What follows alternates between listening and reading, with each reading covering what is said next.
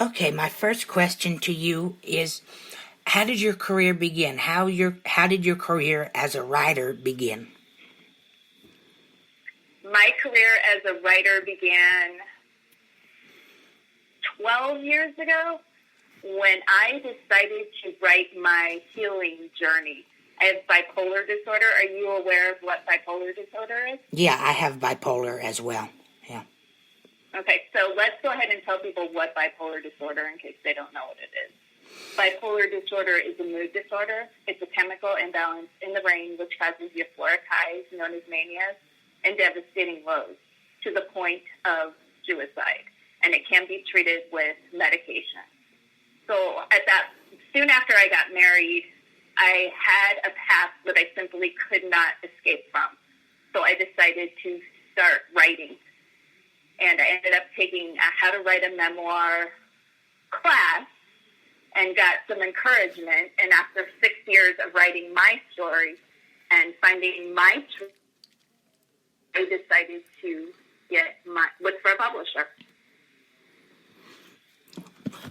Wow, that's good. And your book is called Some Dreams Are Worth Keeping, a memoir of my bipolar journey. Where can people find your book? Do you have a website? I do. I have a website, johnsonauthor.com, or you can purchase the book on Amazon. Okay.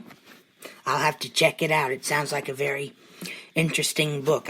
I'm always fascinated with people with special needs or mental setbacks or conditions because each person with that setback or condition always has a story to tell, and that story is always different. I love that. Very interesting. Absolutely.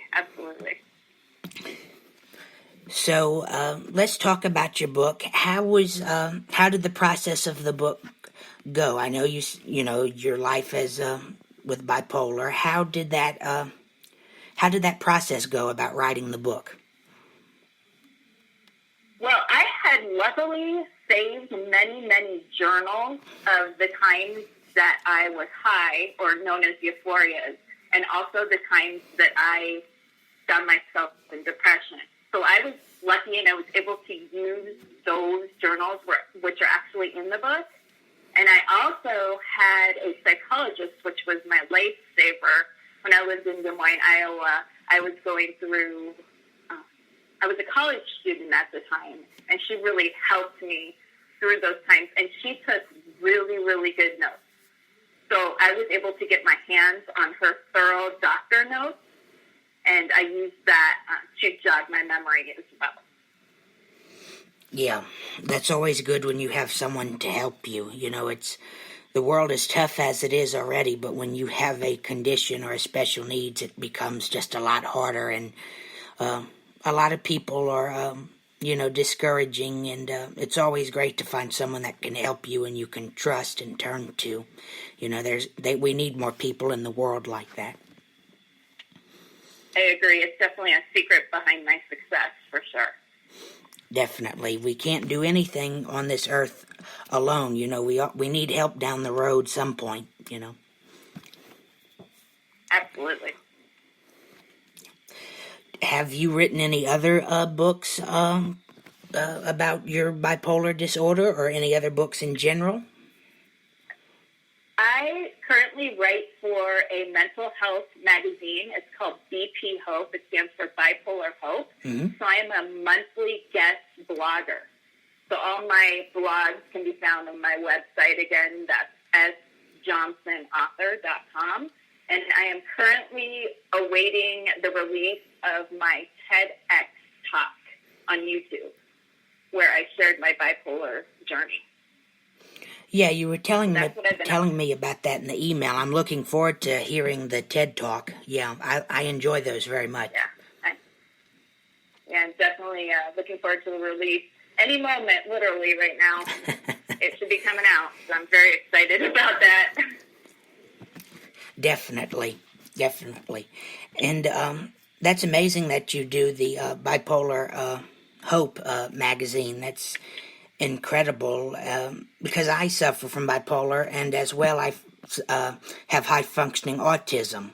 So special needs and mental health is in my life. Yeah. And yes, it's hard, isn't it? But it can't be overcome. I think you're proof of that, and I'm proof of that as well. Absolutely. You know, I was diagnosed when I was 10, when I was diagnosed with bipolar and autism. And I felt very, angry at the world, very discouraged. And one day I just stood up and said, you know what? I'm just going to pursue my dream. I'm tired of feeling sorry for myself. And my dream was always to do acting and radio, and that's what I did. I went out there, and in 2013... And here you are. Yeah, the rest is history. I love it. I love it. The title of my book is Some Dreams Are Worth Keeping, because as a child I dreamed of being a teacher. Mm-hmm. And I'm happy to say today I work in a school, and I'm an assistant for special ed students. So I also pursued my dreams growing up. Wonderful. Here I am as well. Oh, yeah, wonderful. Teachers are very important in our society and the world, and teachers are so much underappreciated nowadays, I think. We need more teachers in the world. They're like a second parent, because we spend our lives and days with teachers, when we're at school, and you can learn a lot from them. Yeah, and the pay, they need to make more money for sure. It's just not enough pay to keep people doing it, unfortunately. There's just too much stress involved. Yeah, it's sad, but it's a job, definitely a dream job, and I'm glad you, pursued that, and I can tell you have the passion for it. If you don't have the passion for a dream or a job, it's not going to be very rewarding and successful. You have to love it. Yeah. But it's been interesting, since the book's come out, I've become more of an advocate for people living with bipolar disorder, and I've got a new passion. I'm in my mid-40s, which is mental health. And I also co-lead mental health spiritual support group at my church. So it's really neat how your dreams can change throughout the year. Absolutely. Yeah, I work a little bit with mental health as well. I'm working with a program that deals with young adults and adults, and it's like a little community group therapy, and it's just people to get out their house and be open with the world, and it's very interesting. I've met a lot of friends doing it, and I also do mental health work on the radio show. I have another show. It's called Autism to Artism, a view of creativity, and I interview people with autism, and they have a dream. I interviewed one person who wrote a book about autism, and he's a writer, and it's wonderful. I love it. That's a wonderful thing you're doing. Thank you. It's very rewarding. A lot of people may not think so, but it certainly is to me, and I like volunteering. Oh, absolutely. Yeah. I'm with you. I like to volunteer too. Definitely pay it forward. People help you, you help them, Yeah. It's a beautiful thing in the world. Absolutely. The world is difficult as it is. We try not to make it any more difficult. Yeah, for sure. Absolutely. My next question to you is, what do you find is the most challenging part or the most difficult part for you being a writer? Finding the time to do it with my day job. When I get home from school, as you can imagine, working with some of these kids that have attention deficit, they're all over the place. So by the end of the day, I do not feel creative enough to sit down and write. And it also takes me a long time to write. So usually the writing will come when I feel inspired on a weekend and in the morning. And luckily, summer break's coming up, so I hope to get a lot of writing done during summer. Absolutely. Yeah, the summer is a great time to collect your thoughts and start writing and doing a lot of projects, really. And Can't wait. absolutely.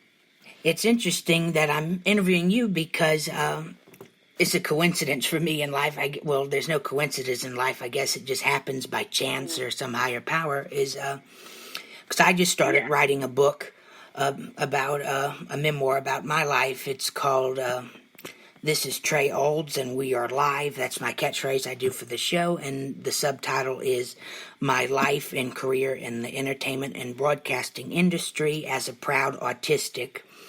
And it's basically my life about how I got started in the industry and my life with autism and bipolar and many other things. You know, I've interviewed over 200 people. I've done theater plays, projects, independent films. That's so awesome.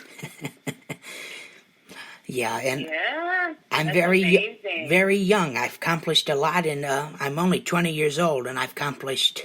Oh my gosh, I'm twice your age. Oh my goodness, that's amazing. Yeah, I saw a little tidbit on your Facebook page about that. I look forward to getting my hands on that when you're finished and reading it myself. Thank you. It's going to take a while. You know, books take a while to write, you know. Yes, they do. Definitely. It's a process, trust me. It's a process. Definitely. My next question to you is, well, you still have bipolar disorder, but do you struggle as much as you did? Do you find life a little more easier now? Well, I don't know about you, but I take a lot of medication. Mm-hmm. And as long as I take my medication, I am very even and able to work and have a social life. I have lots of friends, and to be married to the man of my dreams and live a full life. So I'm very, very blessed. Absolutely. Yeah, I take medication too, and but it's, you know, medication only solves a certain % of the problem. The rest you have to, you know, kind of do on your own, you know. Oh, yeah.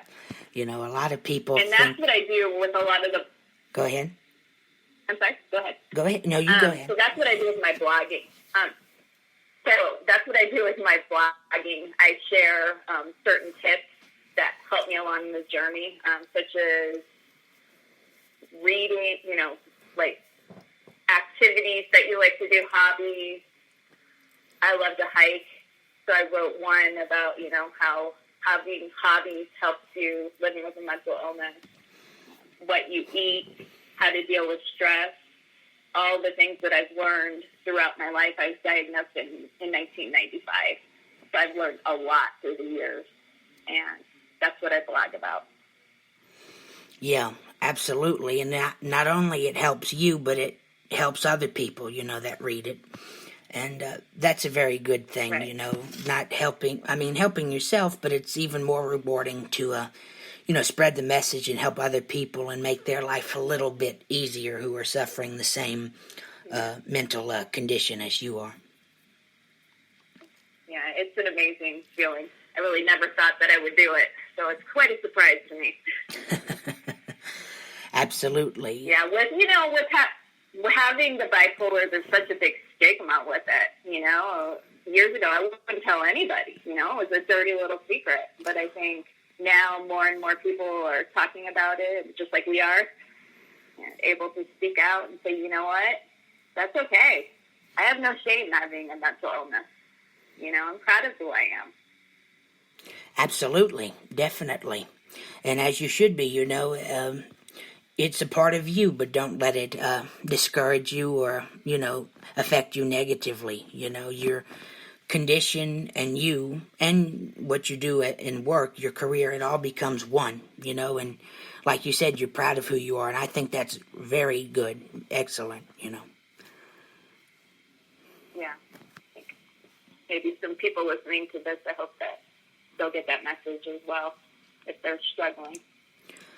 Yeah, I've met a lot of people with special needs and autism and bipolar, and they have a dream, but they're too afraid to, you know, go for it. You know, they're very, introverted in their own way, and just it makes me sad when I see people like that, because even though if you have a condition or a